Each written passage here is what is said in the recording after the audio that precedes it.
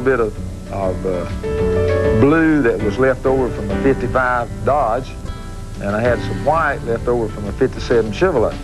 And, you know, if we mixed it together, it was going to be enough paint to paint the car. So we mixed it together, and we probably had a gallon of paint, a gallon and a half, whatever it took to paint the car. Had enough paint to paint the car. We got through and said, hey, man, that's pretty.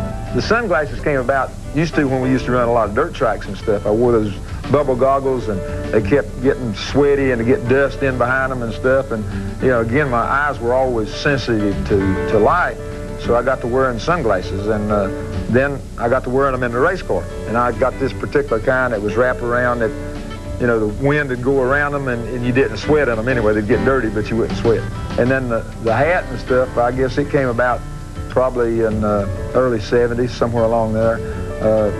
Just got in the habit of wearing a cowboy hat. It was one of those deals where if I had a STP hat on, I was talking to the Pontiac people, or if I was talking to the Pontiac people, I had a Goodyear hat on, or talking to Goodyear people, I had a Goodies hat on. So, you know, it just kind of messed up stuff. So I just got in the habit of wearing a hat, and kind of worked out good. Works out good if the sun's shining, or works out good if it's raining.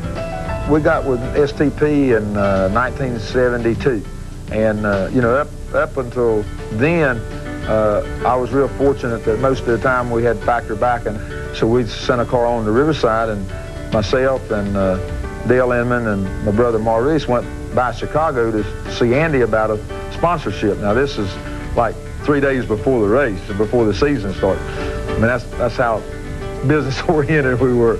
You know, everything worked out. An STP paint job, a pair of shades, and a cowboy hat. We could add to that list and find here in Sam Bass's paintings the rag between the teeth, boots in place of fancy driving shoes, and of course that big number 43. Forget the crown and the scepter. The reign of Richard Petty is marked by symbols unique to this particular king. And there's one more stock car icon synonymous with the Petty name. Just as Yankee Stadium became the house that Babe Ruth built, so too did the most famous track in Richard's sport emerge as his personal domain. Let's go there now and hear from Dr. Jerry Punch. In IndyCar racing, it's the Brickyard. In stock car racing, there is no more hallowed ground than Daytona International Speedway. Many drivers will complete their careers without ever once visiting Victory Lane here at the World Center of Racing. One man, and one man only, has won the Daytona 500 7 times. We're talking about the king, Richard Petty. So who better to name an achievement award for accomplishments here at Daytona than this man?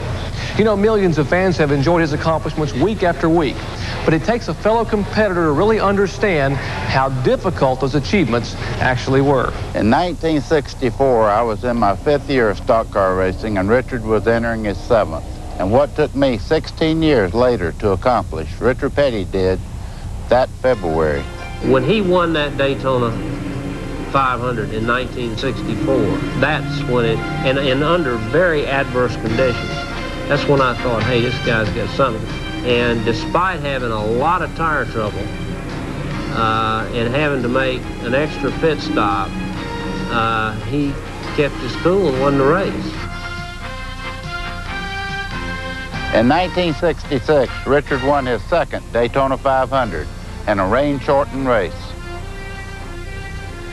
He would go on to win the Daytona 500 6 times before I'd end up in Victory Lane. But one of my best early shots at victory came when I was teammates with Richard in 1971. Richard Petty, Randall, North Carolina, has won the Daytona 500 for the 3rd time.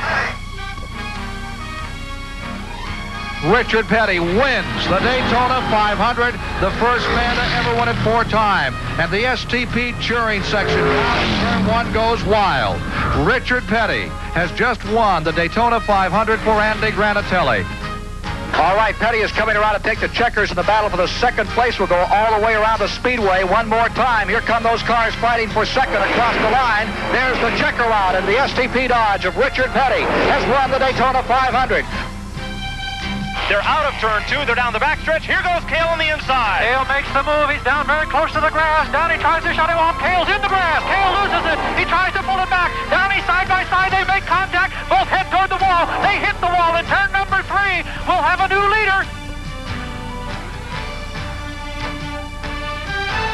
Here they come to the stripe. Richard Petty's STP Oldsmobile. Waltrip dives to the inside. Petty almost put him off in the grass, and Richard Petty will win the Daytona 500. 1980 was finally my year at Daytona. But in 1981, the man who challenged Richard was Bobby Allison. In 1978, I won my first Daytona 500. While in 1980, I finished second to Buddy. So in 1981, I was ready for victory number 2 in the 500. But Richard was looking for his 7th. And when it was all over, it came down to pit strategy. The team leaders were telling me, you know, we got to run easy, we got to go easy. And I was saying we need to go ahead and go when we ran out of gas. Richard Petty was sitting there, pitted at the proper time, and coasting around that racetrack out of gas is what cost the race. In this Richard Petty's final year of competition, racetracks all across the country have added thousands of these seats. And even that wasn't enough to accommodate the millions of fans who wanted their chance to say farewell to the King. Ironically, many of those fans weren't even born when Richard Petty won his first of 7 Winston Cup championships. The year was 1964. Lyndon B. Johnson was president, but a youthful Richard Petty was about to establish himself as the king. Over the next 11 years, the victories mounted and the championships followed. But it was his 7th and final title, won with an incredible comeback over a young Darrell Waltrip that remains his most cherished. That was a dramatic situation, coming back from not doing good the year before and then coming back all the way that year and then winding up winning the championship. So it was a very gratifying championship. In many sports, stardom is flickering. It goes as quickly as it comes.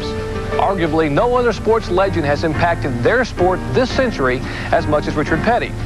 Throughout his career, which spans some 5 decades, the legend of the King has been witnessed and enjoyed by generation after generation. And although he may no longer drive, in the hearts of millions of fans, long will live the King.